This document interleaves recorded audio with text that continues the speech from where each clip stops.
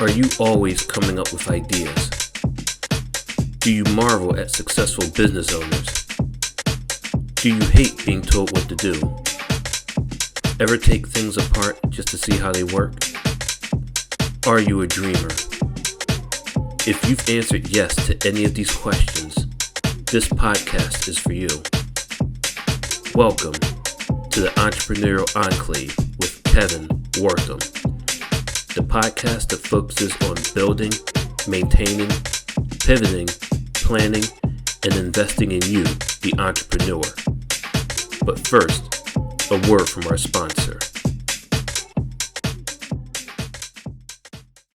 Pro Tapes and Specialties is the world leader in tape manufacturing and specialty conversion with over 40 years of experience. In addition to our pro brand of high-quality specialty adhesive tapes, we provide contract converting services that help improve your profitability, streamline your supply chain, and reduce inventory cost. We offer the most complete range of converting capabilities in the industry, such as cloth tape, double-coated tape, specialty tape, paper tape, masking tape, vinyl tape, carton sealing tape, adhesive transfer tape, duct tape, foam tape, electrical tape, filament tape, foil tape, reflective tape.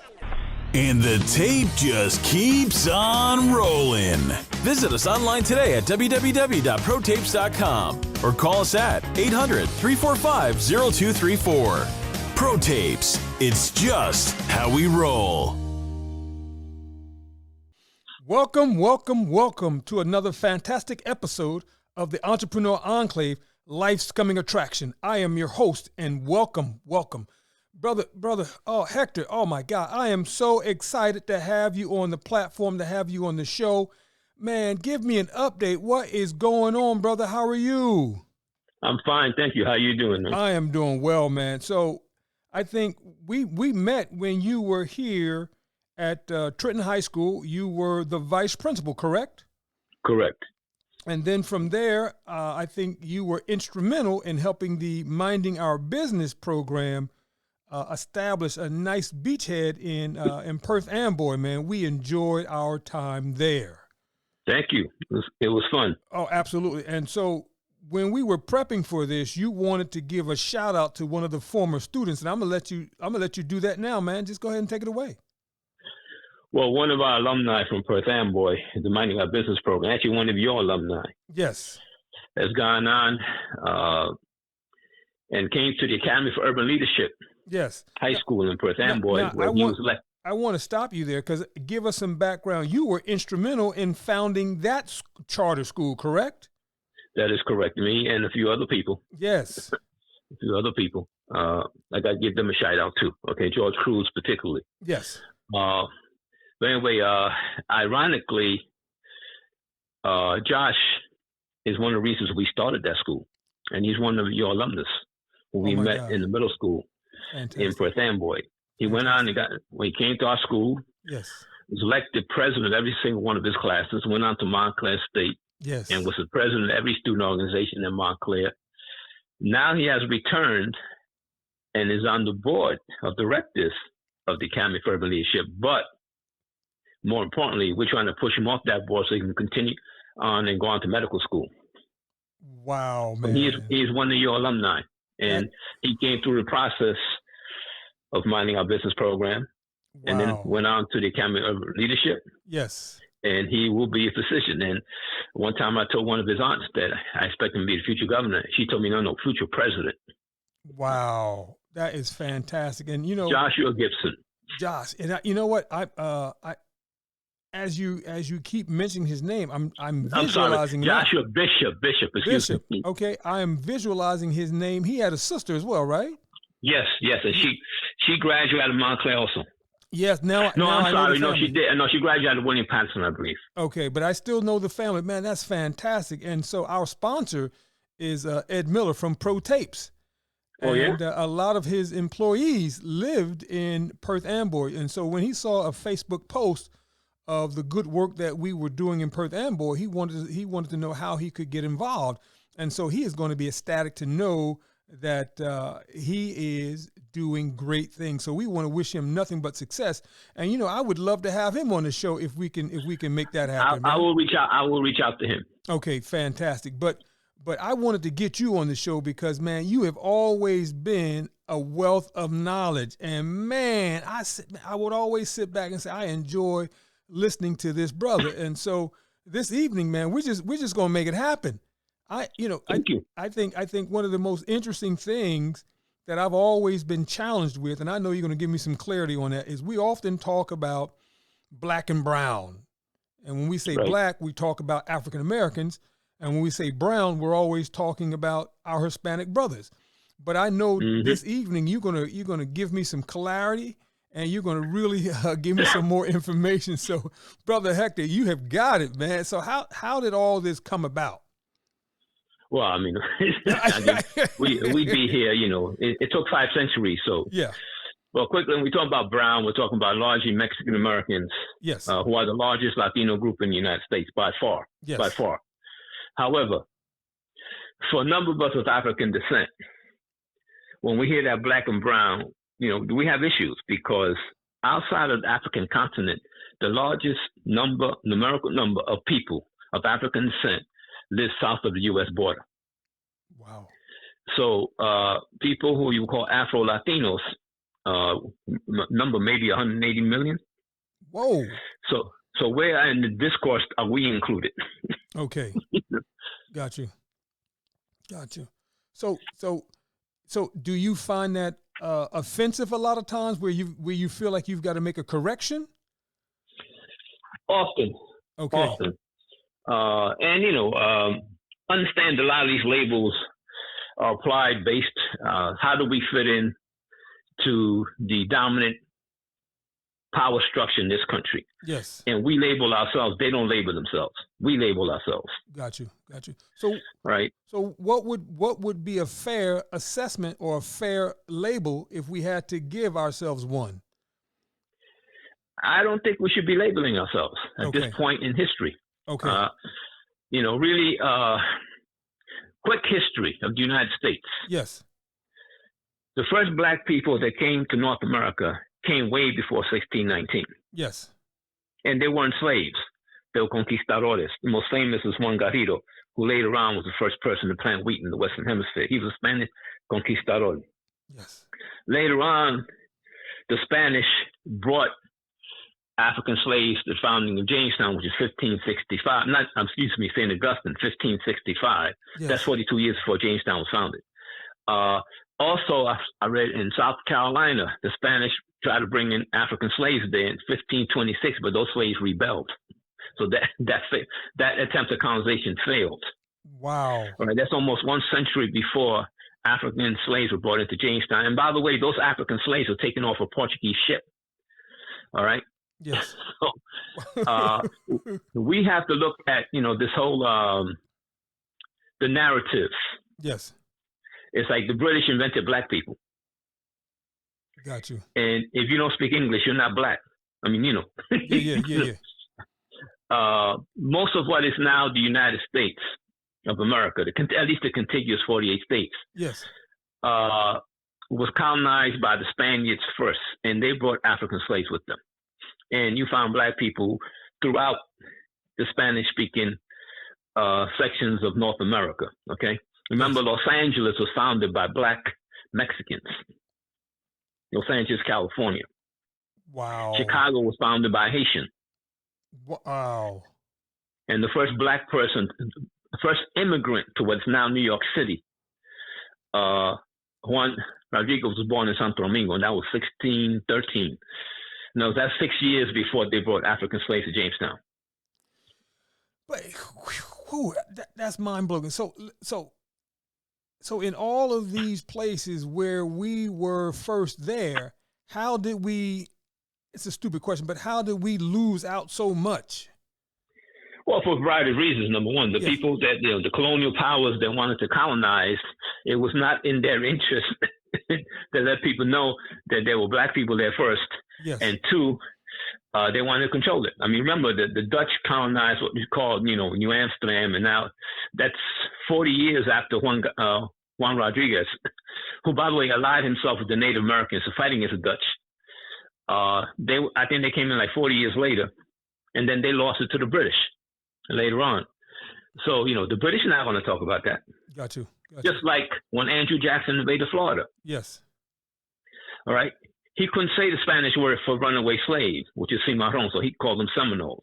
And of course, it was in his best interest not to let African slaves in the American South know there were black people in Florida fighting successfully against American armed forces. Whoa. Wow. And by the way, that's the longest war in American history. And how long was that war? Whew. About 80, 90 years. Wow. Depending on who you speak to. Wow, that's crazy. Go down to Tampa and look at some of the metal placards they got in the Ybor City. It talked about, they call Native Americans and Maroons who fought against and defeated an American invading force. That's there. And if you go to Orlando, the main drag is called Cimarron Boulevard, Cimarron. Yes. That's who lived in Florida. About the Spanish they didn't like black people anymore than the British did. Okay. But when they went to Florida, when they got to Florida, they were afraid of British and French colonization in North America. So they built a fort called Fort Marseille in northern Florida to fight against British incursion and also to encourage black folks to run away into Spanish territory. That was King Carlos, the deformed one. That was in 1693. Georgia was founded, the colony of Georgia, in 1733 with James Oglethorpe to combat against those black people. Man, they were not successful. They had to wait almost 100 years until Andrew Jackson invaded. Wow. That's the biggest lie in American history, by the way. Wow. I'm sitting here and I'm like, I've got my throat. It's just like closed right now because I don't know what to say, man. Just in a matter of 5 minutes, you have given me a history lesson that we know nothing about. Exactly. Wow. Exactly. And that's, the sad part about that is our children don't know any better. They get American history via television and the movies. Yes. And most of it's a lie. And is used to perpetuate the mythology of, what I'm talking about. Oh, yeah. The great white male who single-handedly will defeat a whole nation of people of color, whether it's Tarzan in in Africa, yes. or Rambo in Vietnam. Yeah. Right. But let me back up. So, because I want people to know how powerful and how strong you are and how knowledgeable you are. If my memory serves me correctly, you were an adjunct professor over at Rutgers, correct? And at Fairleigh Dickinson University also. Okay, and what courses were you teaching there? History. Oh, yeah, right. And I know you would walk out of that class. I guess one of your students would walk out of your classes having like this mind-blowing experience, right? So this is so informative. Well, I had fun, particularly when I taught Western Civ, because I had to give it, our, how can I say this? Our particular kind of seasoning, our particular kind of sazon. Yes. You let them know what the deal is. Yes. Ironically, I had to learn about Plato, but his famous work, The Cave. Yes. And read it. The Cave was about us. Okay, say more. If you ever check out The Cave, okay, and it involved slaves who looked at images on the wall and thought that was reality. And I'm simplifying it. And when one slave escaped and went out into the sun and realized that what they were living inside that cave was not really true, he came back to convince his brethren to come with him, and they almost crucified him. They thought he was crazy because he saw the truth. Exactly. Wow. Which is not the truth that they've been lied about. Exactly. So now my next question is critical race theory.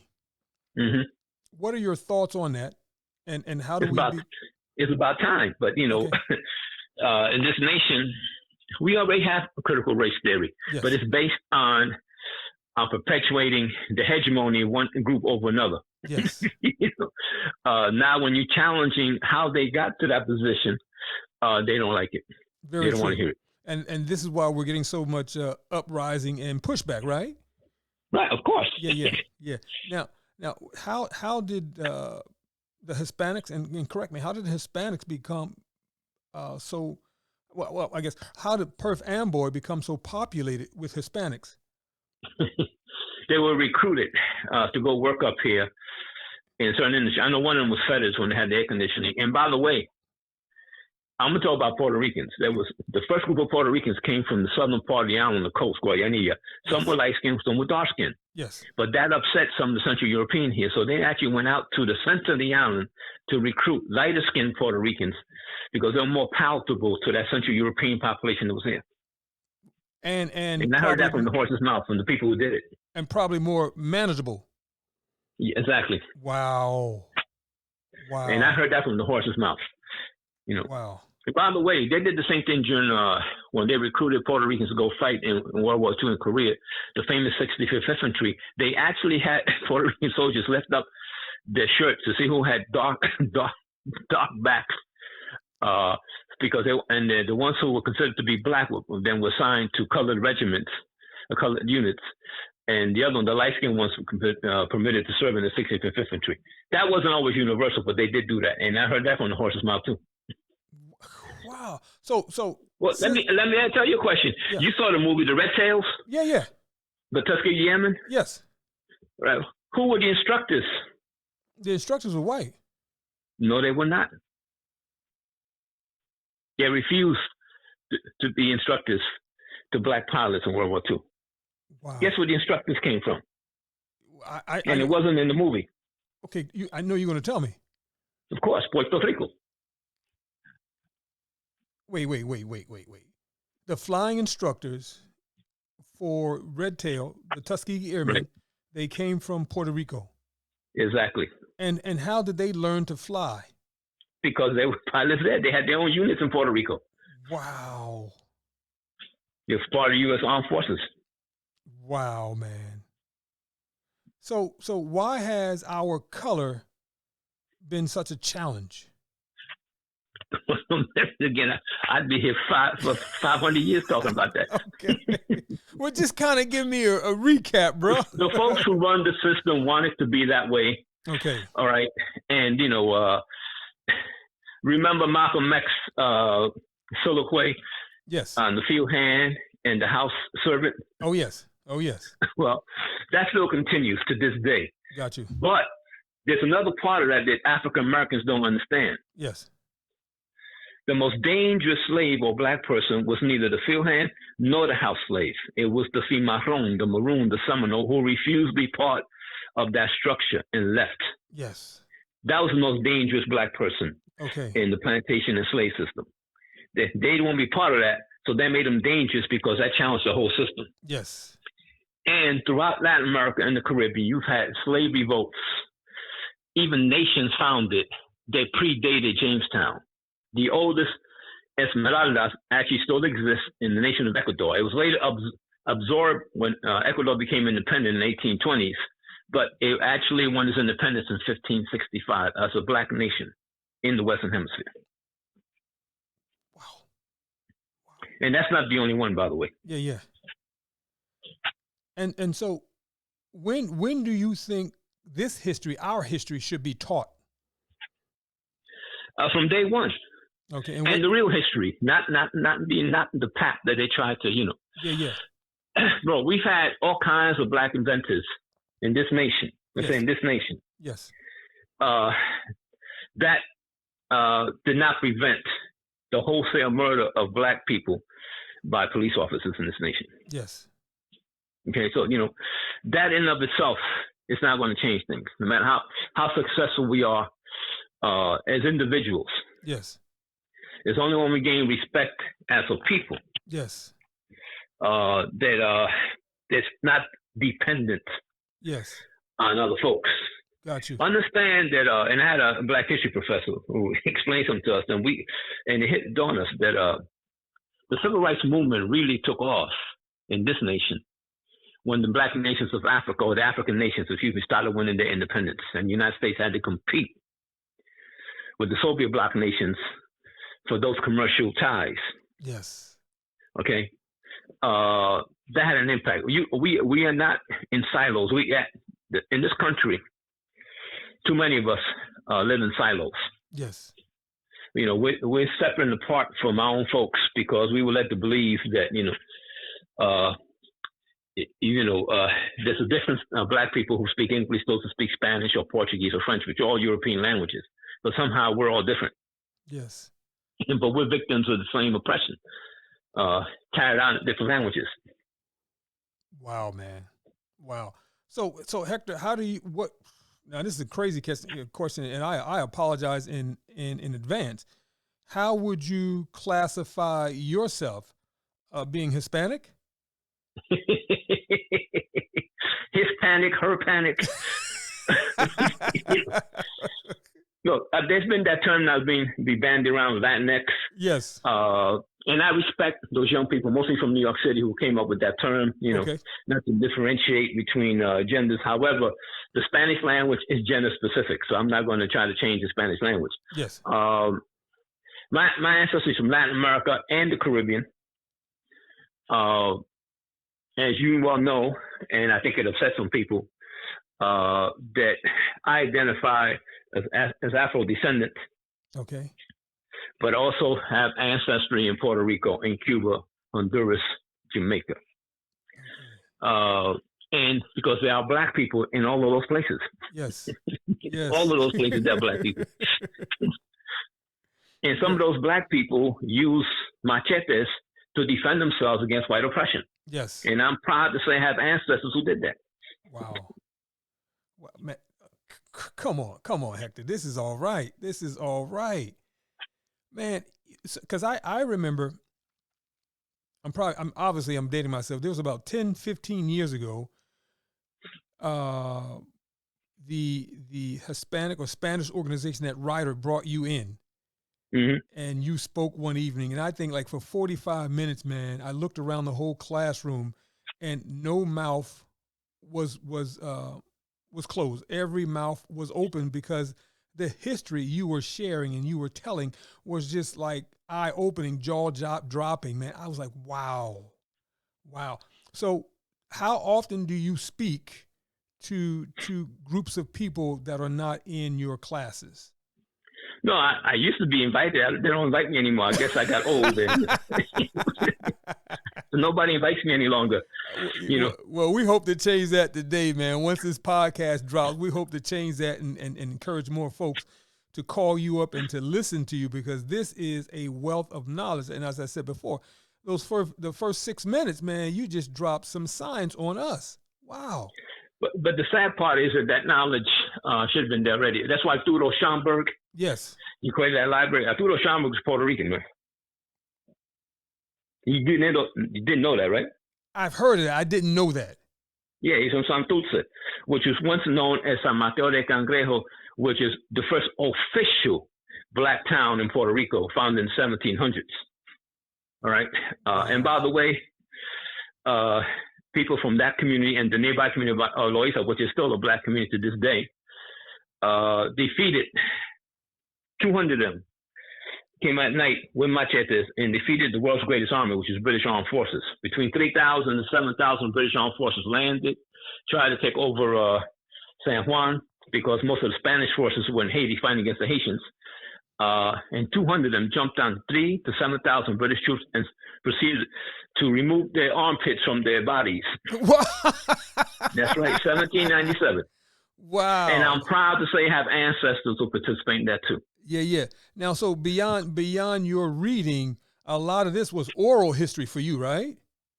Some of it, but you have to read all over. You have to read in Spanish, you have to read in English, and you have and you have to check different sources, not just the same source. Yes. By the way, I'm gonna tell you, one of the stars who's actually African American. His name was Ron Mcgee. He's from New Jersey. He died of a heart attack. Okay. At 52 years of age. He's the one that was doing the first one to do the research in Florida. Okay. About Black soldiers and militia fighting in Florida against Andrew Jackson and all those other folks. But he died of a heart attack at 52 years of age. So I have to give him, we've had warriors before. Yes. And griots. And, we lost him. And man was brilliant. He was brilliant. Wow. But Rutgers would not let him graduate with a doctorate talking about that in those days. Wow. He's supposed to get a PhD, but I have his unfinished dissertation. This up to the second chapter. he found some interesting information. But, that's very threatening. When you talk about they don't want you to teach critical black theory, well, they didn't want them to teach that in Rutgers either back in the day. Wow. So now what do you plan to do with his dissertation? Well, I have it. It's I treasure it. Oh, but you're not trying to release it, though? No. Okay. No. That would be right to the brother. Okay.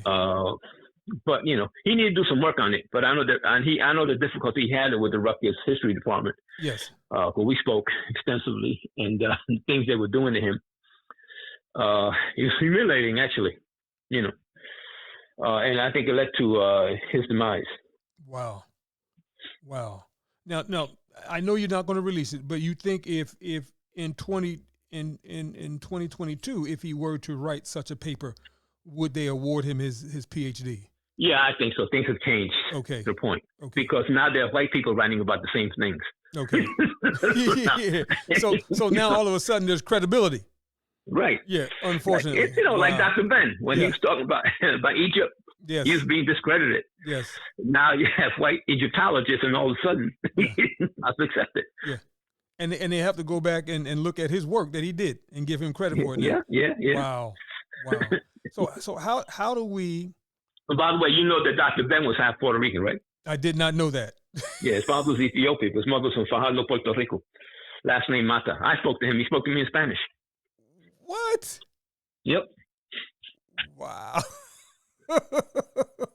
See, this is why I had to get you on the show, man. This is why I had to get you on the show. You are I'm gonna drop some knowledge on you now. Okay. There's a show called The Godfather Harlem. Yes. It's a disgrace. Okay. Because a real person, Casper Holstein, who started the numbers trade in Harlem. Yes. He was born in the Virgin Islands. Okay. Okay, and then the mob came in, both Jewish and Italian mobs came in. Yes. Because they wanted those profits. Yes. And they used Bumpy Johnson, who wasn't from New York, to break heads of black and Latino numbers bankers. Yes. Okay, so they can move in. That's what Bumpy Johnson was. Okay. Casper Holstein left that industry. He brought the Madame, who was from Martinique. Okay. I remember Madame Sinclair. Yeah, oh yeah. And then she ran it for a while over the opposition of Dutch Schultz and Lucky Luciano. Yes. And then Casper Holstein's buddy, Alex Pompez, was Afro-Cuban but born in Key West, left New York, went to Mexico, and he got involved in baseball. Okay. Then when the Dewey they had the Dewey hearings in New York, yes, he came back after that died down. He stayed involved in baseball, got involved in the Negro League, started New York Cubans, started the first night baseball game in Dyckman Oval, excuse me. Then he became a scout. When they integrated base, he became a scout for the New York baseball Giants. He signed the Alou brothers, Orlando Cepeda, and another ball player who dedicated his career to him was named Willie McCovey.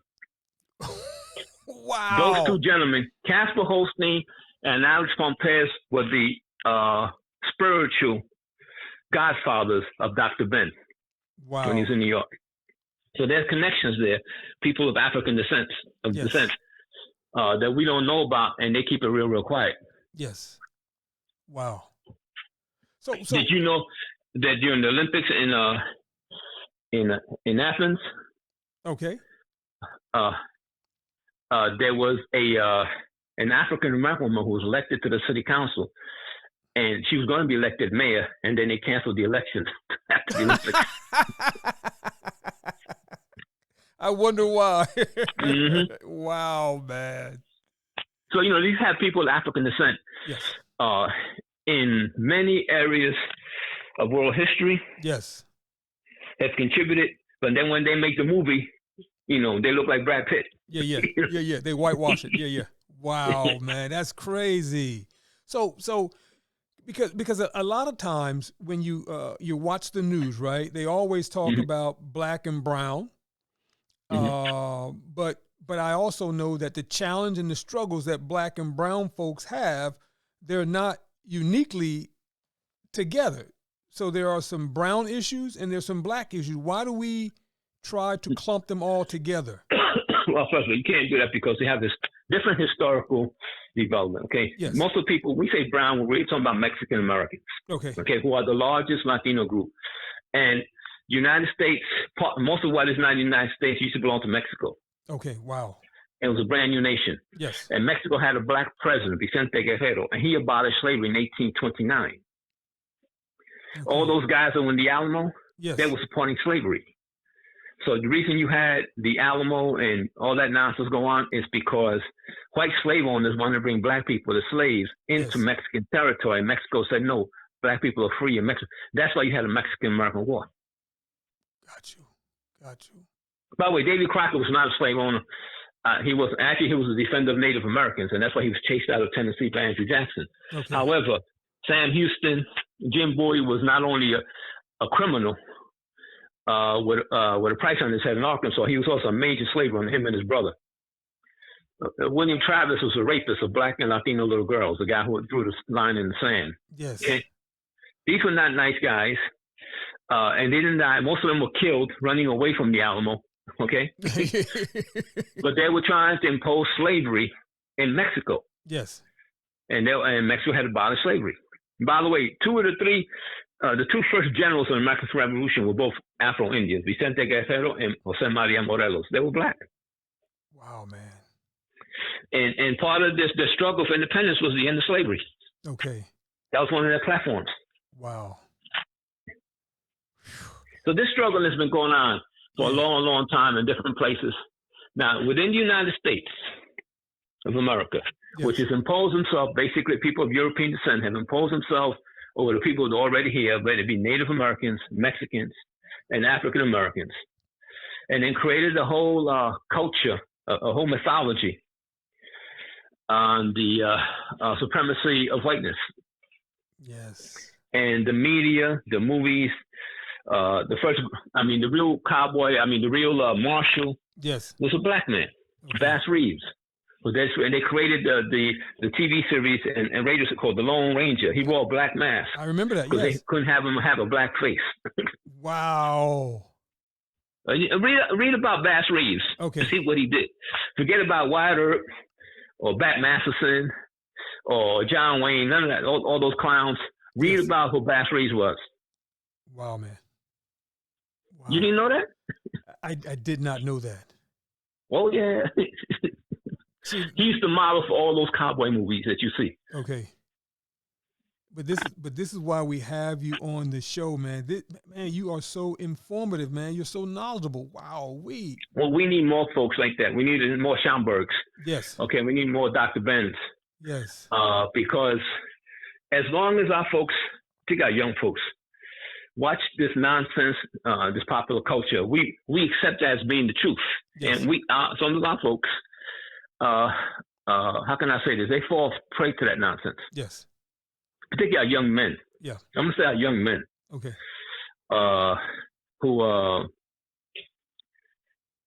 Who still are out there being warriors against each other. Yes. Okay, and I don't care if it's in Trenton, in Newark, in the Bronx, in Chicago, in North Philly, the same thing. Yeah. Wherever you go. Well, because they feel like there's no opportunities for them, right? Exactly. Okay. We don't fit into this world, Okay. the economic sector here. So we get, let's be real. When I grew up in Harlem, it wasn't a drug trade, it was a numbers trade. Yes. People lived off the numbers. Yes. Okay. That was a viable economic endeavor. Well, right now, it's been drugs for the last 40, 50 years. Yes. All right. And because of pandemics and hurricanes, the market has contracted. Yes. So now the competition is even more fierce. Got you. And that's happening all over. Yeah. Now let me ask this question. So, how do we allow, or how do we provide more opportunities for our black brothers in these communities? Well, the work that you're doing Okay. is the work that needs to be done, because the sense of entrepreneurship. Yes. Well, our folks have always been entrepreneurs in the city, at least in the city communities. Yes. But even in the rural South, when after the Civil War, folks started buying up farm or land. Yes. And so I tell you, however, you find out that markets are close to them. Yeah. You know, they can grow a plant, they can grow the food, but they won't let them get involved in those distributorship channels. Yes. Okay. And the same thing happens, you know, in the northern cities. You know, they brought in, you know, we were brought up there to work, particularly after World War II, but then those jobs disappeared, and they got, and in some cases got, how can I say this, transferred over to third world nations. Yes. Where labor is cheaper. Yeah. I mean, you know, I hate to say this, but I just planned the trip. I also I had something printing, and in all these cases, I had to speak to somebody in India. Yeah, that's true too. Yeah. No, I've done that just with my cell phone sometimes. Yeah. Yeah. So, you know, we don't have people here that could do those jobs. We do. Exactly. We do. But look, what I've learned is that immigrant groups become entrepreneurs here. Why? Because they're not allowed entry into a lot of the institutions, so they have to create their own institutions. And I think people of African descent have to do the same thing. Gotcha. And by the way, that has happened throughout the Caribbean and even the United States, where people of African descent have created their own economic entities, but then all of a sudden the folks in charge start saying, wait a minute, we can make money on this. Yeah. Right. Look what's happening to legalize marijuana. Come on now. Yeah. You know, what happened in Black Wall Street. Yeah. Okay. Yeah. In Tulsa. Okay. It's happened in Puerto Rico, by the way. Puerto Rico, the northeastern part was actually settled by folks who ran away from slavery, mostly British islands, and they became entrepreneurs. They want to maintain the island. But guess what? The U.S. Well, just before the U.S. got there, they tried to impose a plantation system, and then they tried to squash those black entrepreneurs. Wow. So the most famous case, a guy named Miguel Enriquez, in the early 1700s. Man was so wealthy, he lent the King of Spain money. What? And he was black. That's right. Miguel, he's probably the richest black man in today's dollars in the history of the Western Hemisphere. That's because Spain couldn't care less about Puerto Rico. Okay. So he controlled all the trade in and out of the island. He was so wealthy that he had a fleet of his ships defeat a British fleet off the island of Vieques. But in his later years, he spent his life in exile in the Benedictine monastery because of persecution. Wow, man. Wow. So, you know, that's it's nothing new. Yeah. By the way, I'm going to throw this out there. Yeah. And I'm going to throw it out at some of my so-called Puerto Rican brethren from New York City because they missed the point. Some of them don't like Luis Manuel Miranda because they don't like his father. And they were trashing Hamilton without really know who Alexander Hamilton really was. Yes. Okay. He was born on the island of Nevis. Alexander Hamilton's mother was the daughter of a plantation owner. Wow. And she met his father as working as a barmaid. Now, what kind of women you think work as barmaids in 1750 Caribbean? Yeah. You're right. She was probably as white as Sally Hemings. I mean, okay? Yeah. Sally Hemings was a slave. Yeah. So now you understand what Alexander, and by the way, even if that's not completely true, okay, those slave masters who were part of the quote founding fathers, although a lot of them were not really founding anything, they were protecting their own interests. Very true. He was probably the biggest threat to the hegemony of anybody else in American history. He was an immigrant. Yes. He was bright. He set up the U.S. economic system, which didn't give them primacy. Yes. The plantation owners I'm talking about. And he probably came from in their own view, an exotic racial background. Yeah, exotic. So, you know, that's the other thing about Alexander Hamilton that, you know, they haven't said the complete truth about him. No, because it makes him dangerous. Do people try to silence you because you know so much of the truth? Of course. Yeah. You know, and how you're a troublemaker, you're a radical, you're a communist. Gotcha. I take that with practical. They said the same thing about Paul Robeson, so I take that as, you know, a great compliment. Yeah, badge of honor. Yeah. Wow. Remember who Paul Robeson was, man. Oh yeah. You know. Yes. And most African Americans don't know anything about him. Yes. Even though anything that Malcolm X said, H. Rap Brown, he said that way before. Okay. And he had a law degree and was a 2-time All-American football player at Rutgers. Yes. Yes. Wow. But no, we have, there's a lot that needs to be studied. Yes. Look, I think that people of all human beings, when they get in an environment or situation, they try to do whatever they need to do. Yes. Okay. In Latin America, the Spaniards, like the Portuguese initially, they brought in slaves, but then you had the plantation system. All they cared about was mineral extraction. Okay. I just saw a graphic that Mexico, Colombia, Brazil, and Bolivia and Peru were the leading producers of either gold or silver until the 1840s. And then the United States and Russia jumped in. And the United States, why? Because they took over half of Mexico. Yeah. But before that, the British are the ones who started the plantation system in Island Barbados in 1623. Then the French moved into Saint Domingue in 1625. And that's where the plantation system really took off. And with all this brutality. Remember, plantations were basically gulags. Yes. Okay?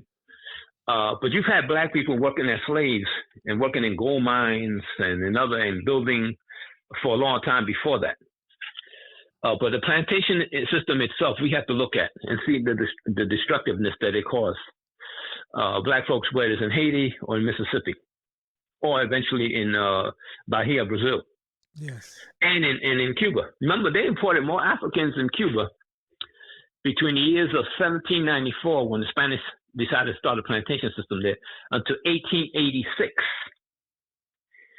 Almost twice as many as they imported to North America from 1619 to 1865. What?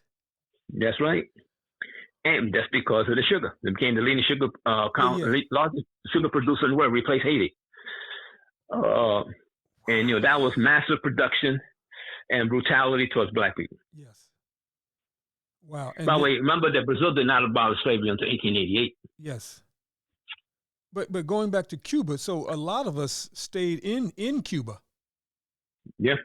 Wow. Oh, yeah. That's why you find that Afro-Cubans tend to be more connected yes. to Africa than other people of African descent, because they're more recent arrivals. Okay. Same thing in Brazil. Okay. They're more recent arrivals.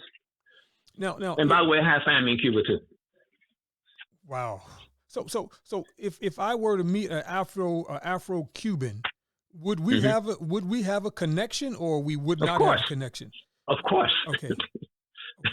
And the same thing with Afro-Puerto Ricans. Okay. Okay. Did you ever get to meet Larry Miller? I never met Larry Miller. Rutgers. According to his self-definition, he's a demented human being. Okay. A demented human being. According to what he says about himself. Yes. I'll just make this story short. He met one of my aunts in Puerto Rico. Yes. And he had a gorgeous little girl, and she was complimenting him. And then she got real angry because he didn't respond back. And I had to explain to her that, he didn't understand Spanish because, he wasn't Puerto Rican, he was African American. She said some things I can't repeat publicly, but it wasn't nice. And basically in her worldview, he was an Uncle Tom. Wow. Because he didn't want to speak Spanish. She thought him as one of these Puerto Ricans who try to pass for white. Yes. By not speaking Spanish. Because in her neighborhood, if you look like Larry Miller, you speak Spanish. Yes. Okay? Yes. That was Larry. To this day, he called me all kinds of names because I didn't tell him what was going on. But that's very common, man. Wow. I've met quite a few African Americans who've been in situations, and people speak to them in Spanish. Yes. And then they claim they don't speak Spanish, and then the people get annoyed. They think they're sellouts. Wow. Trying to be white. Yeah. Ironically, it happened to a gentleman. I did a speech for the National Embassy Fellows, but they had their session in Puerto Rico, and a gentleman, ironically, named is Joe Black, like the picture. Yes. He had that same incident in Puerto Rico. Wow. He's being served. He didn't respond back in Spanish, and the woman was not happy. Wow, crazy. But look, I know African Americans who have traveled, extensively to black communities in Latin America. Yes. Ecuador, Colombia, Puerto Rico, Costa Rica, and it's all the same thing. You know, and they find brethren down there. And by the way, it's not always perfect because there was a couple of things that happened last April in Puerto Rico and then also in Miami. Yes. You know, the spring break people were acting a little crazy. Oh yeah. You know, but beyond that, you know, I've taken people to Puerto Rico, both African and Afro Latinos. I had a young man who was actually half Black Puerto Rican, and he was warned not to go to Puerto Rico. And then he was shocked because he said, "Wait, like in his words, they're mad Black people." Exactly. Yeah. And again, one person wanted to slap him because she thought he was denying his Puerto Ricanness, and I'm talking about an older woman. Okay. Wow. Wow. So you know that's the other part. You know, this is a dilemma that we're always in. Yes. We a national? Do we a part of a nationality or we're part of a race? I wrote a piece on that fairly recently because some people are criticizing David Ortiz, the baseball player, Big Papi. Yeah, yeah. Wow. He's not Dominican, he's Black. You know, Black people throughout Latin America and the Caribbean have fought in every single one of those nations to create those nations. Yes. So how is it that you cannot claim identity or nationality for a nation that essentially you helped create? Yes. Okay, that's the issue. And you saw Mitch McConnell's recent response about African Americans. No, I didn't. He said basically that Black people vote the same way as Americans do.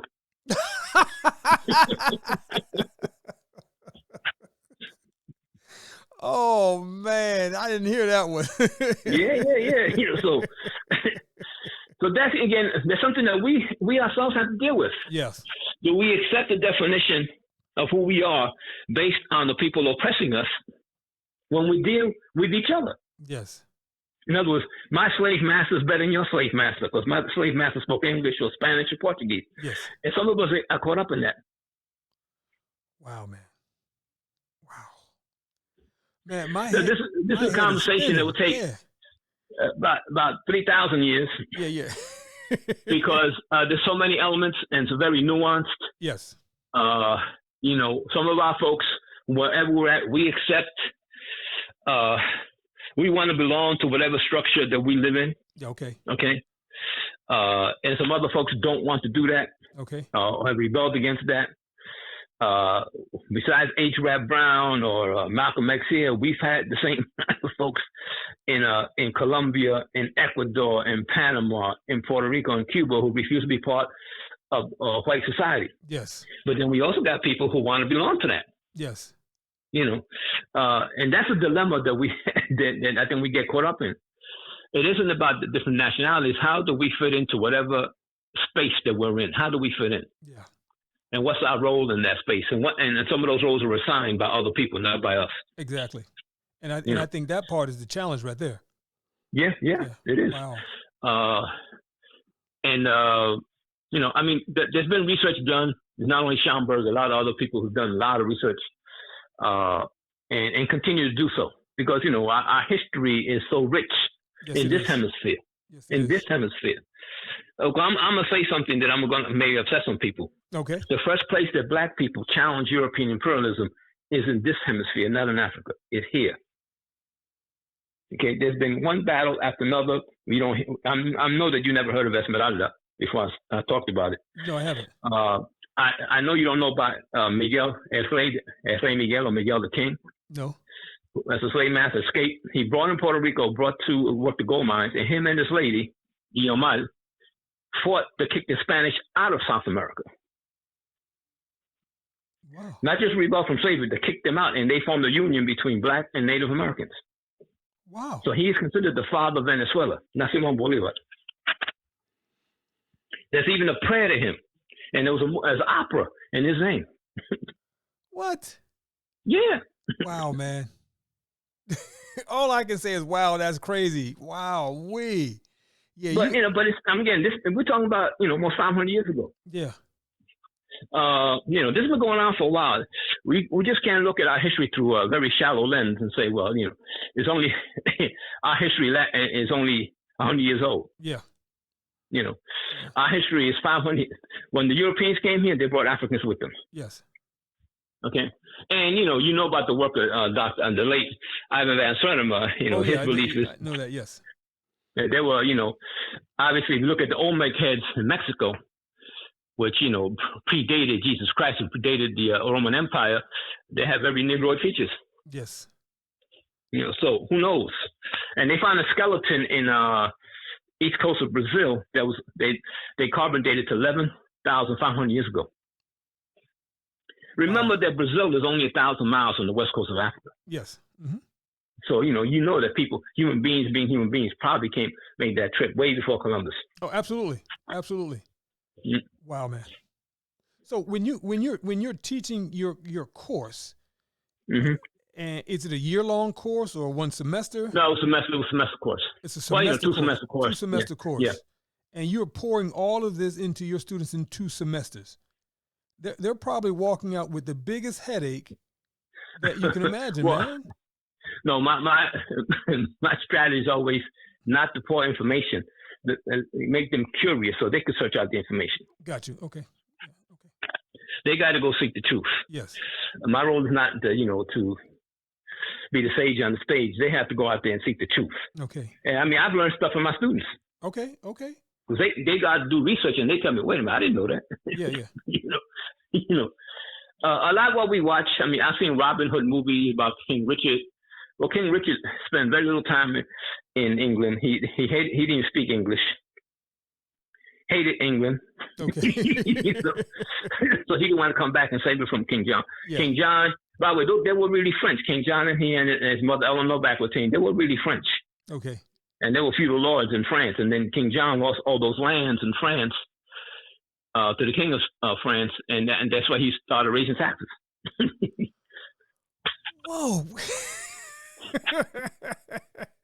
But we see the Errol Flynn movies. Yeah, the swashbuckler. Yeah. Oh yeah. Yeah. Come on, please.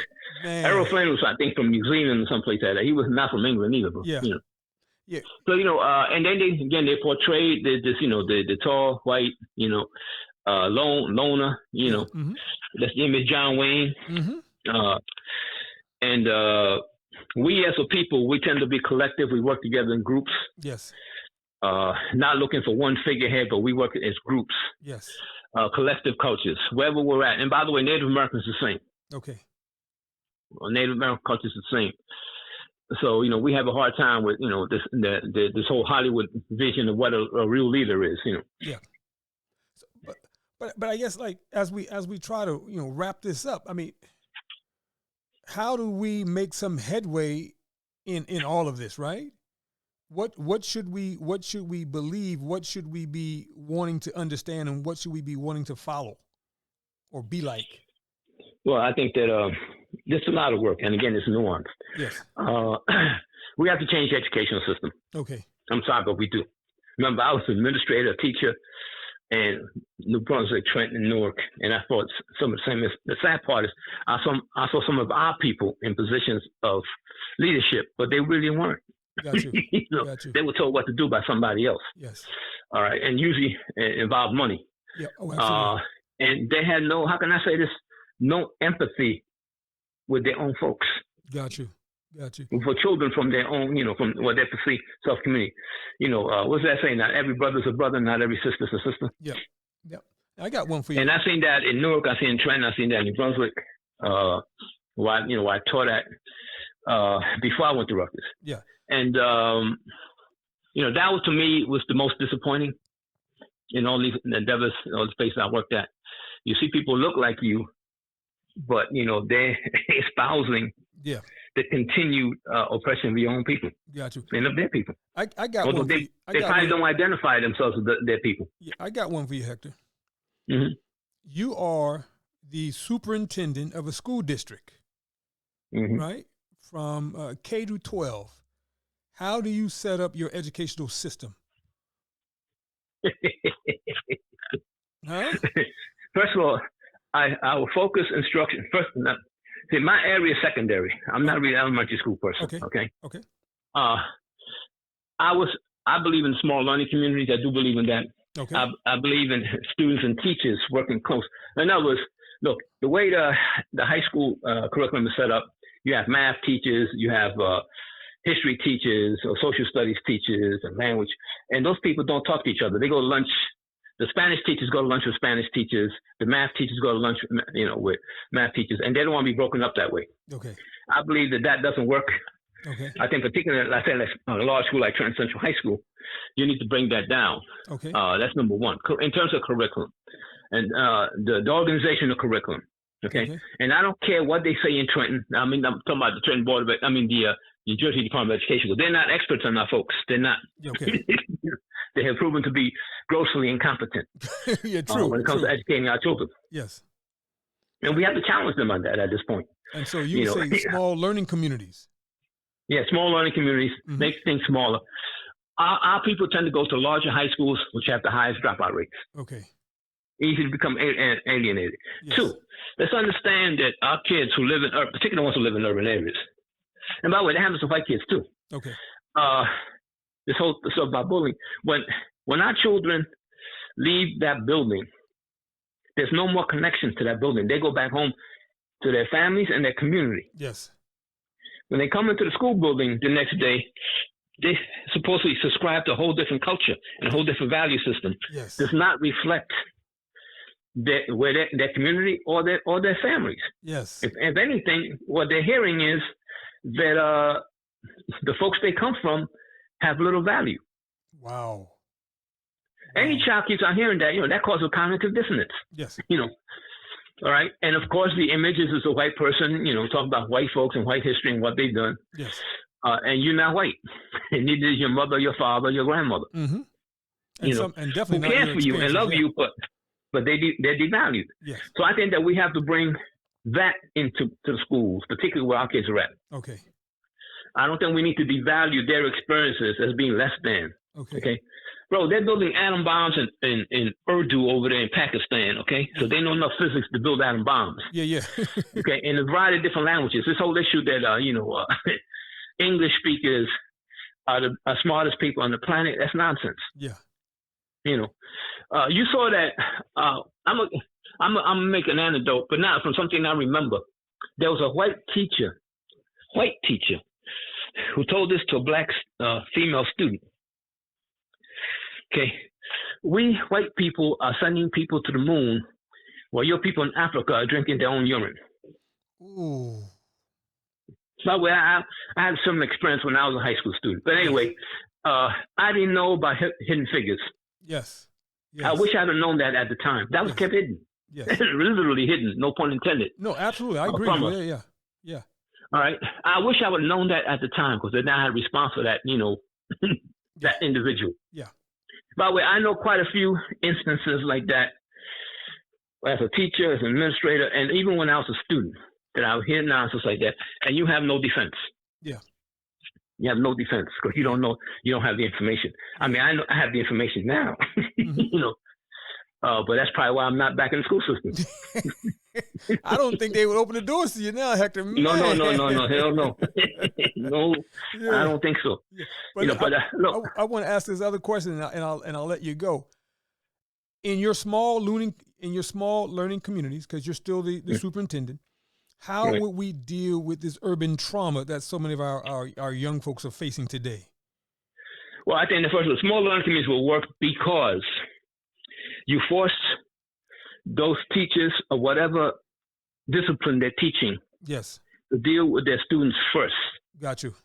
For example, if Johnny Jones is not going to history class, those small community teachers are meeting at least twice a week. Okay. They know that Johnny Jones wasn't in history class, but was he going to your math class? And if not, you can contact the families. Yes. Okay. By the way, one time, and then the other thing is, most of those teachers don't live in those communities. In some cases, like the cops in New York, most of them live in Long Island, Staten Island. Those cops are always that's a whole nother episode, brother. Yeah, but it's similar. Yeah. Folks who don't have any vested interest yes. in those communities, they don't see themselves before. they're mercenaries. They come in to get a paycheck, but they don't see themselves as part of. Yes. So do they have a really vested interest in enhancing young people from those communities to acquire whatever skills, like one teacher said in New Brunswick, to compete against my son? Yes. That's the other part of the piece, that the school should be part of a community. And letting people out at 3 o'clock, I think is a mistake. Okay. I think that we can have programs in all those schools after, like your program, Yes. To keep young people engaged. Because Yes. if they're not in school and they're not working, what is it they're doing? Yeah, they're hanging out. Yep. Exactly. They need to be with other young folks doing positive things and positive endeavors. Yes. They're going to allow them to be successful in the future. Yes. And going home after 3 o'clock to do what? Yeah. To do what? So that's the other part of the piece. The school should have a greater community engagement. Yes. And involvement. I'm not saying that you have to live. Let's say you're teaching in Trenton Central High School, you have to live in Trenton, but you have to be around. Yes. Young people need to see you as part of their reality. Yes. They can reach out to you. Absolutely. Not just from 9 to 3. Yes. When I was in Newark, you had all them teachers who lived down on the shore, and they'll want to leave at 3. If school ended at 2:30, they were out the door by 2:15. Yeah. Now one of the things that I'm probably going to lose some friends over this one. I've had a lot of teachers who taught in the Trenton school system, right? But none of their kids were educated in the Trenton school system, but they were teachers in school system, but yet they would say, I love my kids. Yeah. I've always struggled with that one, man. Well, but that speaks to what I was alluding to before. Yeah, yeah. If you don't have a sense that this is part of your community, you're being a mercenary. Yeah. You're getting a paycheck. Yeah. And you're going to bring your knowledge from up on high to these poor souls. Yeah. You're doing missionary work. Yeah. But you're not engaged. You don't feel you're part of that. Yeah. Now, look, you can send your child to whatever school you want. I made a choice. I'm divorced. I had my son come to Perth Amboy High School. Yes. He was in a suburban school before that with his mother. Yes. And it was not working for him there. Okay. And I choose to come to Perth Amboy. One thing he told me, he said after his first day of school, he said, Pop, I kind of miss being the only Hector in my school.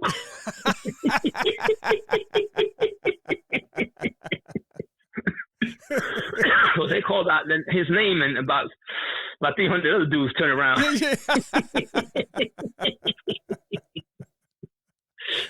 But he wasn't a minority in Perth Amboy High School. Yes. He wasn't the other. Yes. Okay? It wasn't the other. All right? And that's why I chose the Center in Perth Amboy Public Schools. Yes. Look, I think that's a personal choice. I understand.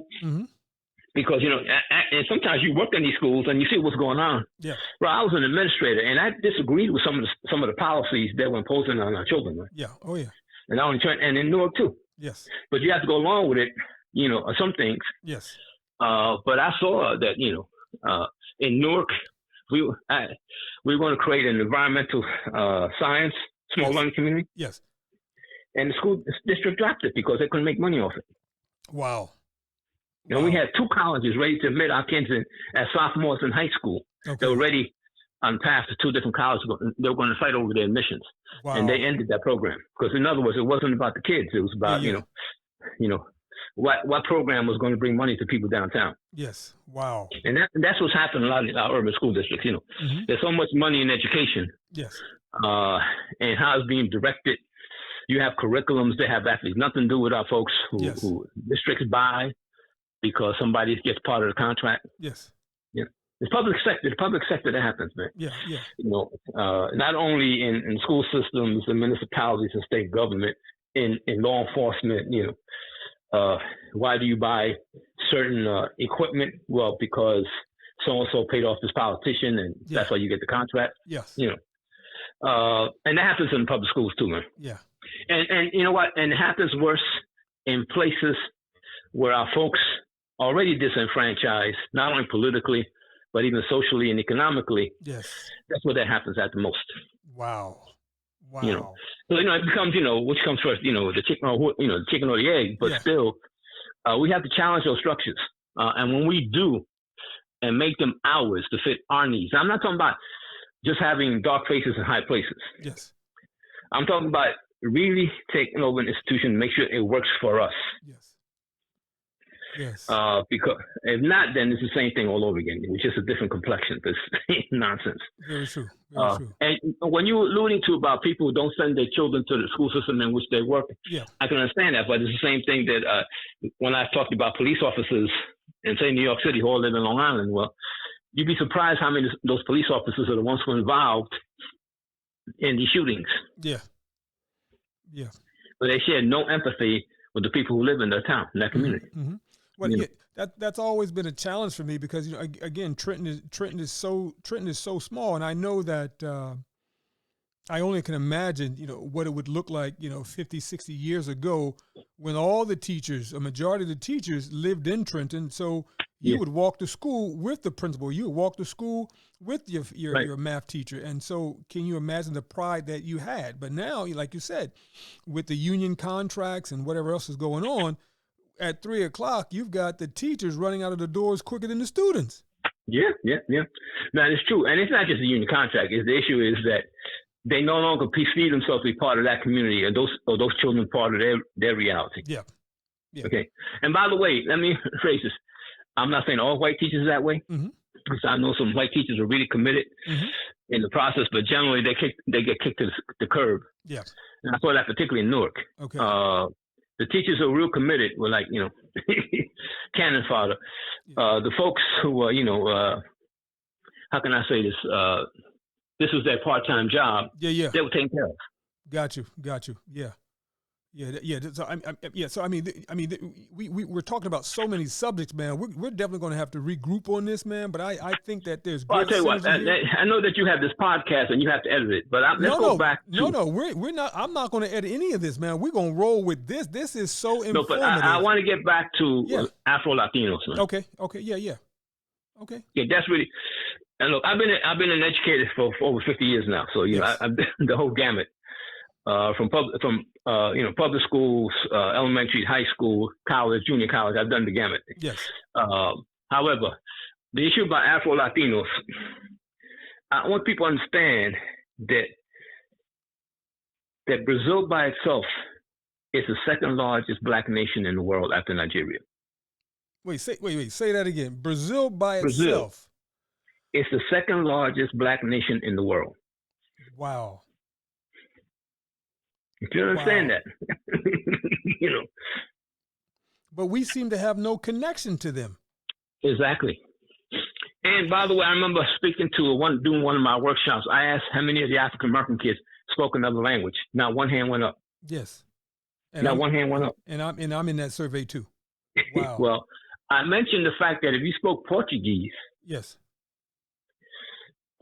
you would be able to communicate to 90 million people of African descent in Brazil. And that's a lot of Johnson's baby powder. You know, that's a lot of black hair care products. Yeah. Well, guess what? Who negotiated the new contract with Coca-Cola in Brazil? Black man. Exactly. African American who spoke Portuguese. Wow. Just that in of itself. I mean, obviously he was trained in business and all the like. Yeah, no, I understand. Yeah. But he spoke the language of 90 million people of African descent. Wow. That opens up avenues. So that's the other thing, that African Americans should learn how to speak more than one language. And I know people that do. Okay, but I know quite a few that do. Yes. But first of all, there's a world out there.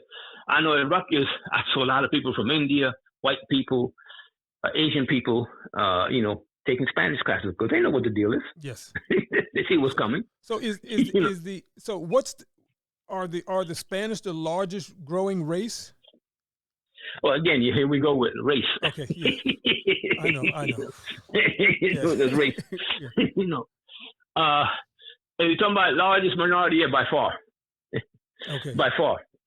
And let me tell you something. There's something that's disturbing in your African American. Yes.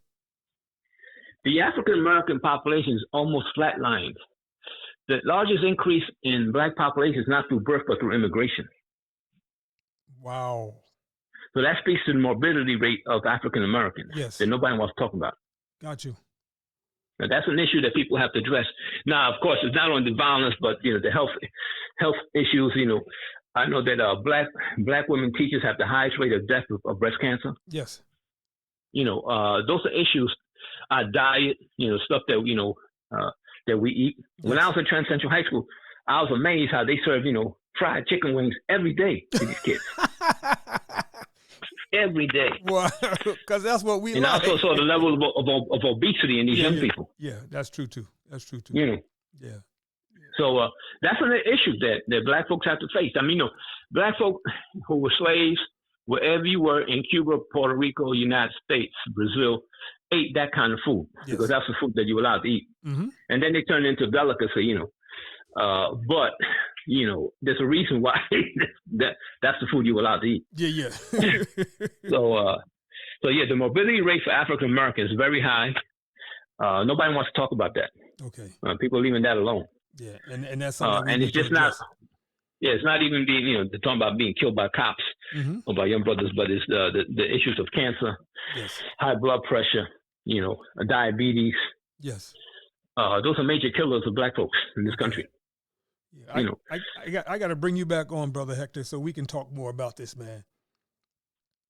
All right. Well, again, I like to talk about Afro. I wasn't expecting to do it today, but I have a lot of information that needs to be out there because, first of all, I'm going to had a discussion with somebody. I don't think he understood it because he was obviously African American, although I'm beginning to think he's one of those Russian bots trying to create problems. Yeah. I had a couple of them, by the way. Yeah. But this other was trying to tell me that you Afro-Latinos are trying to take credit. Schomburg didn't do this and Schom. And then I had to give him a quick history lesson. Florida. Yes. Belonged to Spain for more than 300 years, except for a 20-year period that was controlled by England, but really it was still Spanish. Yes. And Florida included large parts of Georgia, Alabama, Mississippi. Wow, I didn't know that. Okay. Oh, yeah. That was Florida. When Andrew Jackson invaded, was it 1821? Okay. Invaded, he'd re-enslaved a lot of black folks. Okay. Including some people who had never been slaves in Florida. Gotcha. Okay, so when you talk about Afro-Latino, if you come from southern Mississippi, southern Georgia, southern Alabama, you may have ancestors who were Afro-Latinos. Yes. Wow. Hector, listen. Yeah. One of the things I think we could do, man, because I've got another platform, and you've heard of Zoom before, man. I would love to get you on probably like every 15 weeks and do something like just a Zoom conversation so that we can get the information out just to keep this going, man, because you are... And I'll tell you what, I have a couple of other colleagues. Yeah. Dr. Victor Vega, who just retired. Yeah. Professor Emeritus in Middlesex. Yes. He just retired. Okay. He's another person that you have to reach out to. Okay. Marta Moreno Vega is now in Puerto Rico. And, she started all these institutions in New York, but she started another institution called Historiador Afro. Okay. And the irony is I went down to visit her, and I took her around the corner to meet my family because the institution she created is right smack dab in the middle of my family in Puerto Rico. Wow. And she didn't know that. Wow. That's how small the world is, bro. Yeah. Because you said that you were going away. Yeah. And certainly, man, when you return, I'm going to reach out to you because I would love to continue this, but on a Zoom platform so folks can, at least every 15 weeks, can have access to this type of information, man, and you can be a part of how we can begin to move forward, man. Yeah, well, like I said, I think that we're talking about, let's say, not only cultural enhancement, yes, but we're talking about economic and social enhancement too. Absolutely. Okay. By the way, understand that there are people doing those linkages right now. Don't get yourself. There are people all over, African Americans who are visiting black communities throughout Latin America. Yes. Yanga in Mexico, which is founded the same year that they supposedly brought African slaves into Virginia. Yes. The Spanish royalty signed a peace treaty with a black leader named Gaspar Yanga, and they won independence in what's now called Mexico. Wow. And there's a huge statue of Gaspar Yanga in that town. It used to be known as San Lorenzo de los Negros, now it's called Yanga in his honor. And I met a brother in Cuba who looked like a typical Mexican, except he's a big dude, man. He's about 6'2", 6'3", 300 pounds, had, you know, that reddish brown hair, you know. And then he came up to me and said, yeah, we black people have to do this. And I'm looking at this brother, black. But he was too big for me to argue with. I said, okay, brother, whatever you want to be. Whatever you want to say, yeah, whatever you want to be. But they, in that town, there's nobody that looks phenotypically black, but they celebrate being the first black nation in the Western Hemisphere. Wow. They do that to this day. Wow. Let's go younger. Younger. Okay. Yep. Yeah. And again, Esmeraldas is very poor and very isolated. Yes. And in Colombia, they have Palenque San Basilio. Yes. And they see themselves as the original black people of America. Wow. Wherever you go to these communities, you find the same attitude. And they're a little bit arrogant. All right, I want you to understand that. Yeah. And I can understand why. Yeah. Wow. You know, I have a friend of mine. He's African American. He's a linguist. Yes. From UPenn in Philly. Thomas. Yes.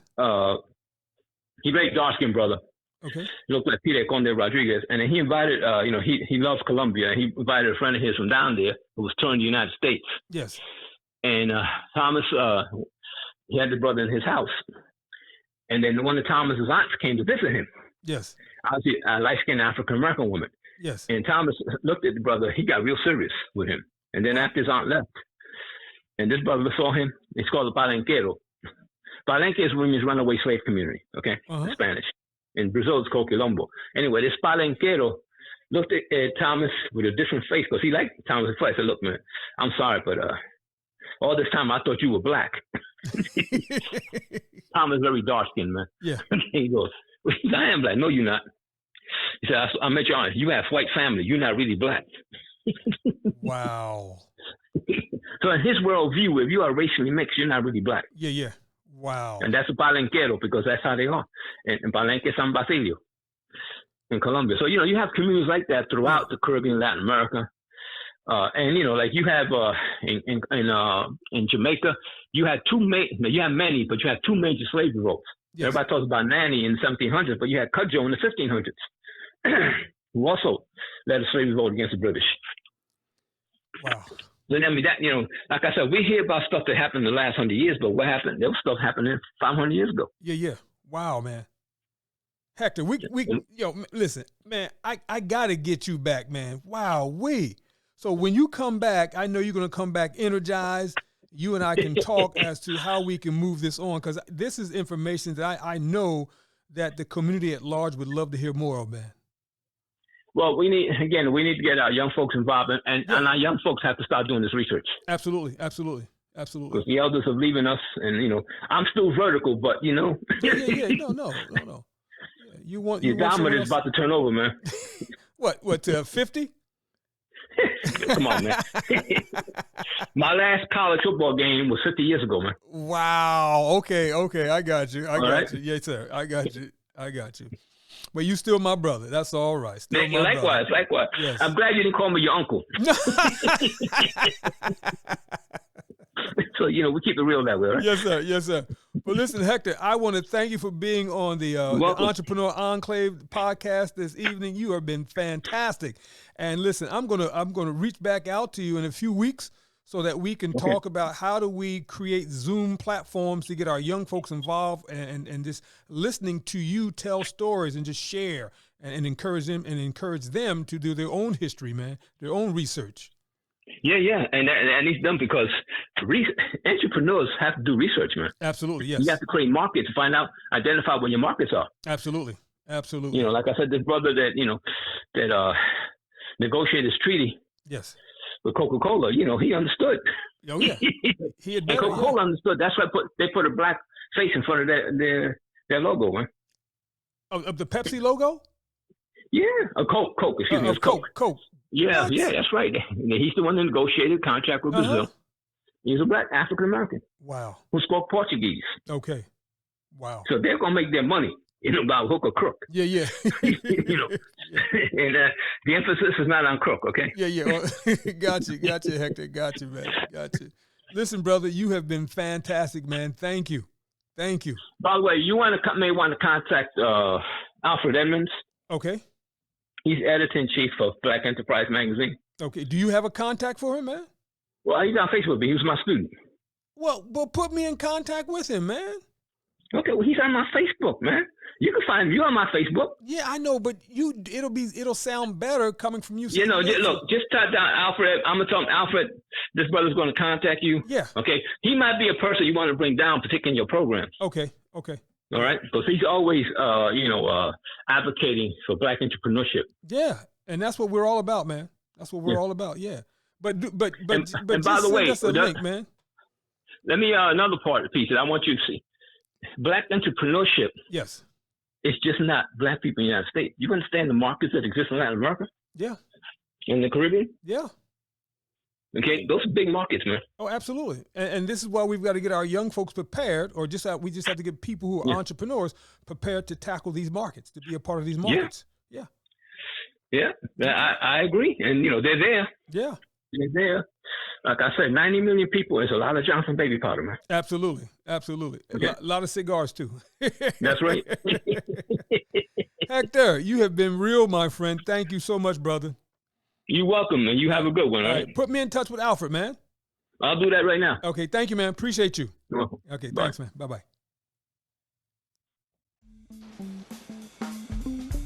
That concludes another episode of The Entrepreneurial Enclave with Kevin Wortham, the podcast that focuses on building, maintaining, pivoting, planning, and investing in you, the entrepreneur. We hope you found this episode informative and enlightening.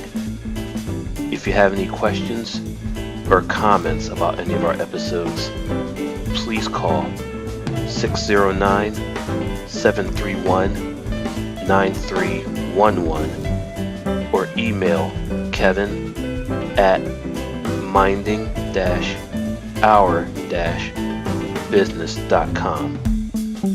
We look forward to joining us for our next one. Until next time.